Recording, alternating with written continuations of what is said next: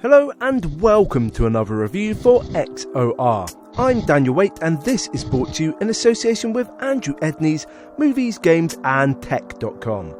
Thanks to Andrew for allowing me to make content for his page, and thanks to the publishers and developers for the code. Today's review is Sorry We're Closed, which is available to buy on multiple platforms. Before we go any further, I'd love you to like, comment and subscribe if you enjoy what you see. Your support helps me to make content and grow my channel. So, let's wait no longer and see what it's all about.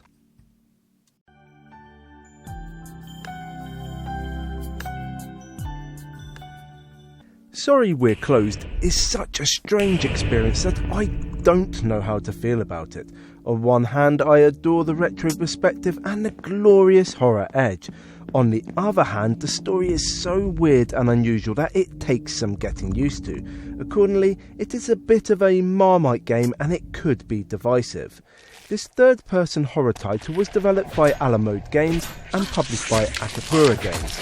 It is a single-player and linear-focused endeavour that blends surreal imagery and demonology into one unhealthy package. Furthermore, it is reminiscent of Resident Evil 1 and I love this step down memory lane. Love is all-powerful and hard to fathom. However, whenever a relationship ends, both parties are hurt, confused and struggle to put their lives back together. This is exactly what happens to the protagonist in Sorry We're Closed. This sense of love and loss haunts her and it leads her down some rather creepy paths. Yet, even at her lowest, Michelle didn't expect to attract the attention of a love-sick demon. The Duchess is a demonic being who is lost, angry, and just a little deranged. Her idea of love is torture, pain, and complete control. However, when her intended targets spurn her advances, things take a turn for the worse.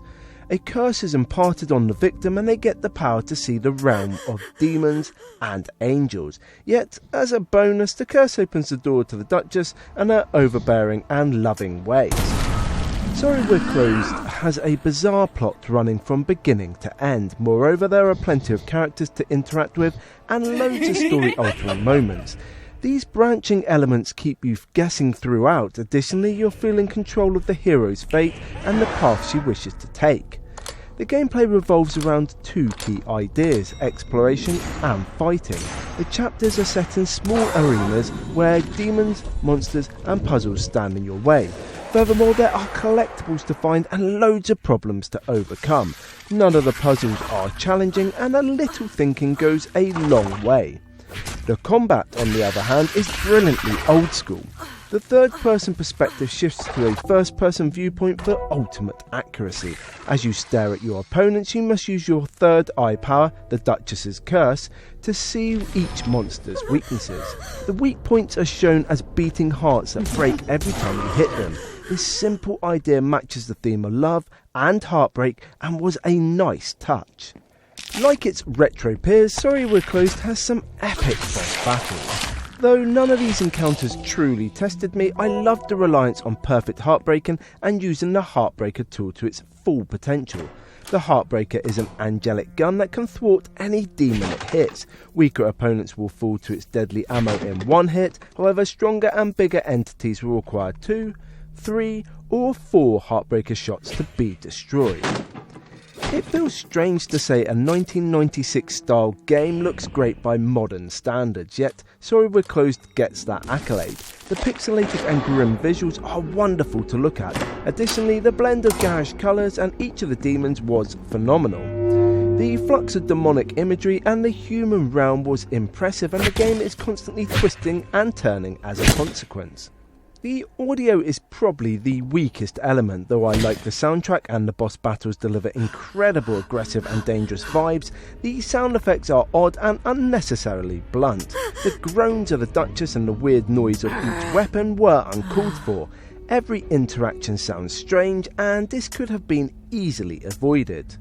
Mid-90s games were clumsy as hell. Sorry We're Closed matches this idea with its stiff movement and unnecessarily convoluted navigation. What's more, the inventory system is refined and using any item requires you to open unnecessary menus.